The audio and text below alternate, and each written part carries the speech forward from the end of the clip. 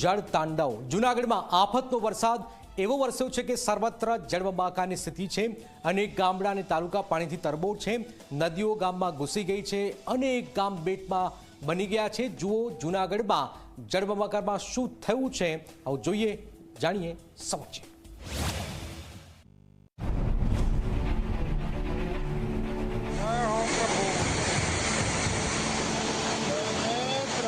આ ગામને જોઈને તમને લાગશે કે નદી કે તળાવમાં બનેલું કોઈ ગામ હશે, પણ ના, આ છે મઢડા મુળિયાસા ગામ, જ્યાં પાણીએ એવો તાંડવ મચાવ્યો કે આખું ગામ પેટ બની ગયું છે। ગામને જોડતા તમામ માર્ગો ડૂબી જતા આખા ગામનો સંપર્ક કપાઈ ગયો છે। ગરવોગઢ ગિરનાર અને ગિરનાર પર વસેલા ધોધમાર વરસાદે કેવી સ્થિતિ સર્જી છે તે જુઓ। ગિરનારની સીડીઓ પરથી સતત પાણી વહી રહ્યું છે। સીડી પરથી જાણે ઝરણા પડી રહ્યા હોય તેવું લાગી રહ્યું છે। આ છે જેતપુર સોમનાથ હાઈવે છે કે કોઈ સમુદ્રી માર્ગ તે જ સમજાતું નથી।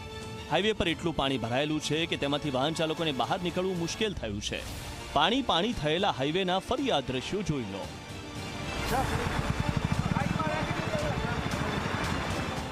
અત્યારે રોડ ઉપર પાણી સમાતું નથી। અમારા ખેતરોમાં અને કારખાનાઓમાં અને મકાનોમાં બધે પાણી ઘરી ગયું છે અને આ હાઈવે ઓથોરિટીનો પાણીનો નિકાલો આંકડો છે। અમે આજ 5 વર્ષ થયા અને કહીએ છીએ કે તમે આનો પાણીનો નિકાલો કરો, પણ કોઈ તંત્ર ધ્યાન દેતું નથી।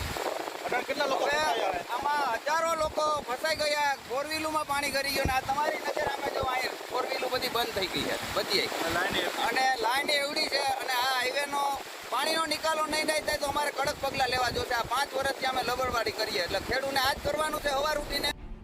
જૂનાગઢનું આ છે કોયલાણા ગામ। ઓજત નદીના પાણી ગામમાં ઘૂસી જતા ગામની કેવી સ્થિતિ સર્જાઈ છે તેના દ્રશ્યો જુઓ।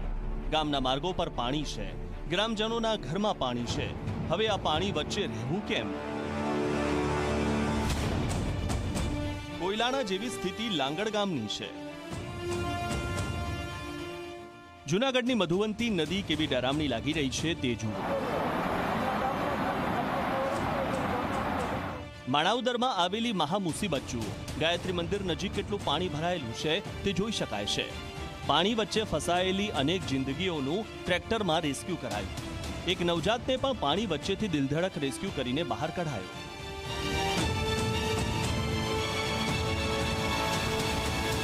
આ દ્રશ્યો કેશોદ શહેરના છે। શહેરના તમામ રોડ પર આવી સ્થિતિ છે। બસ સ્ટેશન બેટ બની ગયું છે અને તમામ રોડ રસ્તાએ જળ સમાધિ લઈ લીધી છે। પરિણામે આખું ગામ જાણે ઘરોમાં કેદ હોય તેવી સ્થિતિનું નિર્માણ થયું છે।